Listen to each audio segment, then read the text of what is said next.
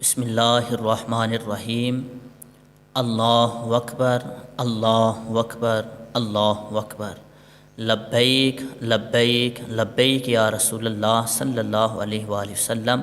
تاج دار ختم نبوت، زندہ باد زندہ باد۔ معزز و محتشم سامعین حضرات،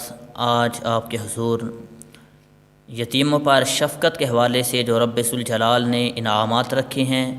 اور امام الانبیاء صلی اللہ علیہ وآلہ وسلم نے جو اس کی فضیلت بیان فرمائی ہے، اس حوالے سے چند احادیث مبارکہ آپ کے گوش گزار کرنا چاہوں گا۔ یتیموں پر شفقت کرنا یہ ایک بڑی ہی عظیم نیکی ہے اور سعادت مندی کی بات ہے۔ جو شخص یتیموں کے ساتھ شفقت سے پیش آتا ہے، یتیموں کے سر پر شفقت والا ہاتھ رکھتا ہے، رب ذوالجلال اس بندے کی دنیا بھی بہتر فرماتا ہے، آخرت بھی بہتر فرما دیتا ہے۔ اور جو شخص یتیموں کے ساتھ اچھا سلوک کرنے والا ہے، جو یتیموں کے ساتھ بڑی محبت اور عزت سے پیش آنے والا ہے، رب ذوالجلال اس بندے کو دنیا میں بھی عزت عطا فرماتا ہے، آخرت کے اندر بھی عزت عطا فرماتا ہے۔ جو شخص یتیموں سے پیار کرنے والا ہے، جس کے سینے کے اندر یتیموں کے لیے محبت ہے، رب ذوالجلال اس بندے کی دنیا بھی سنوار دیتا ہے، اس کی قبر بھی سنوار دیتا ہے، اور آخرت کے اندر اس کی منازل کو رب ذوالجلال آسان فرما دیتا ہے۔ اور جو شخص یتیموں کے ساتھ پیار کرنے والا ہے، یتیموں سے اس نے سلوک سے پیش آتا ہے، یتیموں کی مدد کرنے والا ہے، یتیموں کی کفالت کرنے والا ہے، رب ذوالجلال اس بندے کو دنیا میں بھی سرخروئی عطا فرماتا ہے، آخرت کے اندر بھی سرخروئی عطا فرماتا ہے۔ چنانچہ اس حوالے سے مکاشفۃ القلوب کے اندر امام غزالی رحمۃ اللہ علیہ ایک حکایت بیان فرماتے ہیں۔ ایک بزرگ کا بیان ہے، وہ فرماتے ہیں کہ میں پہلے بڑا ہی گناہ گار تھا۔ ایک مرتبہ ایسا ہوا کہ جس راستے سے میں گزر کے جا رہا تھا، اس راستے پر ایک یتیم بچے کو میں نے دیکھا، اور اس یتیم بچے کے ساتھ میں نے بڑی ہی عزت اور محبت کے ساتھ پیش آیا، اچھے سلوک سے پیش آیا، اور اس کے سر پر شفقت بھرا ہاتھ رکھا، جس طرح کہ ایک باپ اپنی اولاد سے پیار کرتا ہے۔ فرماتے ہیں جب رات ہوئی، میں نے خواب میں دیکھا کہ میدان محشر برپا ہے اور مجھے میرے گناہوں کی وجہ سے جہنم میں جانے کا حکم دے دیا گیا ہے، اور فرمایا فرشتے مجھے گھسیٹتے ہوئے جہنم کی طرف لے کے جا رہے ہیں۔ اچانک میں نے دیکھا کہ وہ یتیم بچہ کہ جس کے ساتھ میں اچھے سلوک سے پیش آیا تھا، وہ یتیم بچہ میرے اور فرشتوں کے درمیان حائل ہو جاتا ہے، اور فرشتوں سے عرض کرتا ہے کہ فرشتوں اس بندے کو چھوڑ دو تاکہ میں اپنے کریم رب سے اس بندے کے بارے میں گفتگو کر سکوں۔ فرشتے اس کا انکار کرتے ہیں، تو رب ذوالجلال کی طرف سے فوراً یہ ندا آتی ہے کہ اے میرے فرشتوں، اس بندے کو چھوڑ دو، یہ وہ بندہ ہے جو یتیموں پر رحم کرنے والا ہے، یہ وہ بندہ ہے کہ جو یتیموں کے مرجھائے ہوئے اور غمزدہ چہروں پر مسکراہٹیں بکھیرنے والا ہے، یہ وہ بندہ ہے جو یتیموں کی مدد کرنے والا ہے، یہ وہ بندہ ہے جو یتیموں کی کفالت کرنے والا ہے، یہ وہ بندہ ہے کہ جو یتیموں کے ساتھ اچھے اخلاق سے پیش آتا ہے۔ آج یتیموں پر رحم کرنے کی وجہ سے میں رب ذوالجلال اس کے سارے گناہوں کو معاف فرما رہا ہوں، اور اسے جہنم سے آزاد کر کے جنت کے اندر اس کے درجات کو بلند فرما رہا ہوں۔ بزرگ فرماتے ہیں میری آنکھ کھلی تو میں نے یہ پکا ارادہ کیا کہ یتیموں کے ساتھ ساری زندگی اچھا سلوک کروں گا اور اچھے سلوک سے پیش آؤں گا۔ تو معلوم ہوا کہ جو شخص یتیموں کے ساتھ پیار کرتا ہے، ان کی مدد کرتا ہے، ان کی کفالت کرتا ہے، رب ذوالجلال اس کی قبر، اس کی حشر کو رب ذوالجلال بہتر بنا دیتا ہے۔ اور اس بات میں کوئی شک نہیں کہ جب باپ اس دنیا سے رخصت ہو جاتا ہے تو اولاد کے سر سے ایک سائبان لپیٹ دیا جاتا ہے، اور جب تک باپ سلامت رہتا ہے وہ اپنی اولاد کے لیے ایک مضبوط محافظ، ایک نگران، ایک شفیق استاد اور ایک سایہ دار درخت کی مانند ہوتا ہے، اور جب باپ اس دنیا سے رخصت ہو جاتا ہے تو اولاد کے سر سے ایک سائبان لپیٹ دیا جاتا ہے، اور بظاہر سارا گھر جو ہے وہ بے سہارا ہو جاتا ہے۔ بعض رشتہ دار نگاہیں پھیر لیتے ہیں، رشتہ دار پرایا سمجھنا شروع کر دیتے ہیں، تعلق رکھنے والے حقیر سمجھنا شروع کر دیتے ہیں،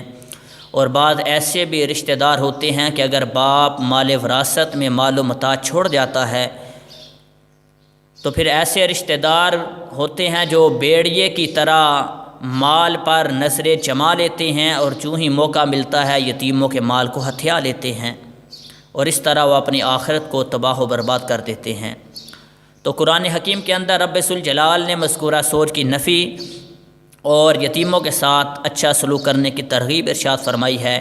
اور سورۃ النساء کے اندر جہاں پر رب ذوالجلال نے اپنی عبادت کا حکم عطا فرمایا اور شرک سے بچنے کا حکم عطا فرمایا، اور رب ذوالجلال نے والدین سے حسن سلوک کرنے کا حکم دیا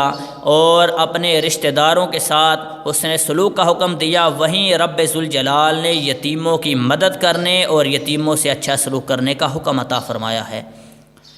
اور یتیموں کی مدد کرنے، یتیموں کی خبرگیری رکھنے کے حوالے سے نبی رحمت صلی اللہ تعالیٰ علیہ وآلہ وسلم کا کردار ہمارے لیے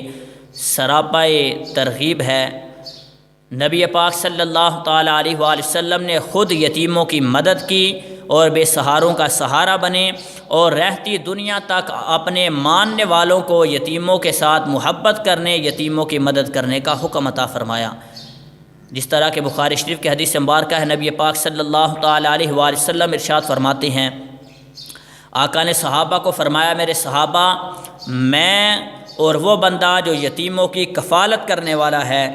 میرے آقا نے اپنی شہادت کی انگلی اور ساتھ والی انگلی کو ایک ساتھ کیا اور فرمایا، میں اور جو بندہ یتیموں کی کفالت کرنے والا ہے، آقا فرماتے ہیں ہم جنت میں دونوں ایک ساتھ ہوں گے۔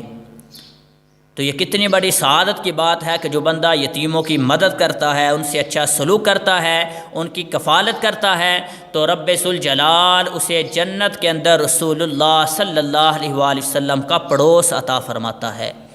اسی طرح ابن ماجہ میں حدیث مبارکہ ہے، امام الانبیاء صلی اللہ تعالیٰ علیہ وآلہ وسلم ارشاد فرماتے ہیں، آقا فرماتے ہیں کہ مسلمانوں کے گھروں میں سب سے بہترین گھر وہ ہے کہ جس گھر کے اندر کوئی یتیم ہو اور اس یتیم سے اچھا سلوک کیا جاتا ہو، اور فرمایا مسلمانوں کے گھروں میں سب سے برا گھر وہ ہے کہ جس گھر کے اندر کوئی یتیم ہو اور اس سے بدسلوکی کی جاتی ہو، اور فرمایا سب سے بہترین گھر وہ ہے کہ جس گھر میں کوئی یتیم ہو اور اس سے اچھا سلوک کیا جاتا ہو۔ اسی طرح نبی پاک صلی اللہ تعالیٰ علیہ وآلہ وسلم نے اپنے اصحاب کو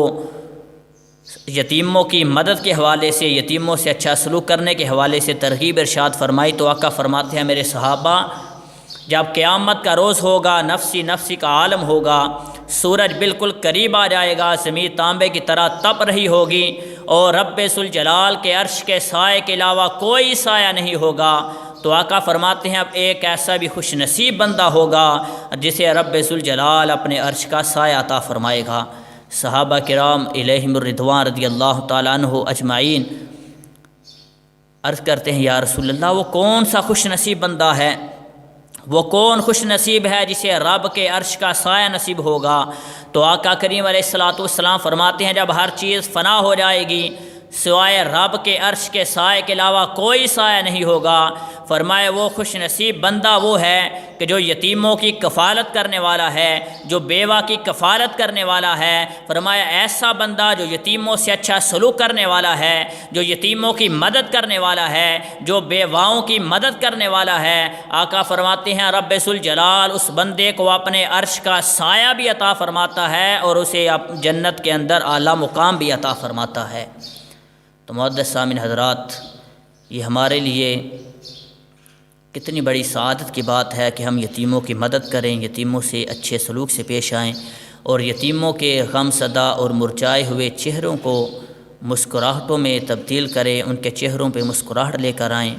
رب ذوالجلال کے بارگاہ میں دعا ہے، اللہ پاک ہم سب کو امام الانبیاء صلی اللہ علیہ وسلم کی سنت پر عمل کرنے کی توفیق عطا فرمائے اور یتیموں کی مدد کرنے کی توفیق عطا فرمائے۔ وما توفیقی الا